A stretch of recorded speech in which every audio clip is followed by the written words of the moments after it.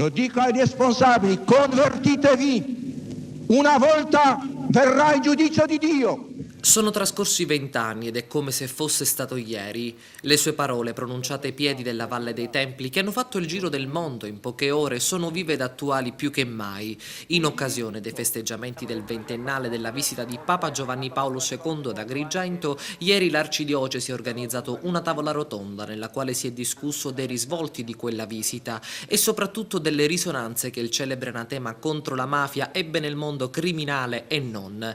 Un parterre d'eccezione, quello presente ieri. È stata una grande scossa, ma soprattutto sono state molto importanti le parole che il 19 agosto, quindi qualche mese dopo, un uomo di Cosa Nostra in carcere, un magistrato, ha detto. L'invito ai sacerdoti a non interferire, perché erano disturbati da quelle parole così chiare, così forti del Papa. E invece la Chiesa deve interferire quando viene calpestata la libertà, la dignità, la vita delle persone. E quindi quelle parole del Papa così chiare, così determinate, avevano graffiato la coscienza di molti. E la mafia ha risposto con le bombe in 2 chiese di Roma, ha ucciso Don Puglisi, poi Don Peppino Diana in Campania.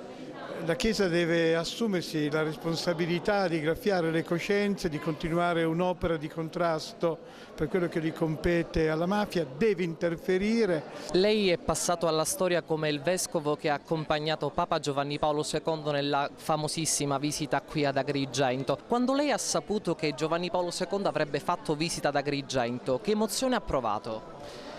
Ma una montagna di emozioni, perché la visita di un Papa ad una chiesa non è una visita di cortesia, è una visita in cui bisogna scandagliare la missione della Chiesa, la situazione della società, il ruolo dei laici, una società in trapasso che deve essere individuata per capire quali sono i percorsi da fare. Quindi certamente una grande gioia. Una visita, quella di Papa Giovanni Paolo, che ebbe eco anche in altri settori, tra questi quello giurisdizionale ed imprenditoriale. Con la condanna della mafia come peccato diametralmente opposto alla concezione cristiana, inaccettabilità assoluta del messaggio mafia, che pure cercava di legittimarsi come una sorta di altro Stato. E poi soprattutto la solidarietà a coloro che erano stati martiri della mafia e a coloro che ancora operavano sul territorio. Erano anni difficili. Un percorso che è ancora attualissimo, un messaggio attualissimo che noi dobbiamo riprendere e rilanciare con forza.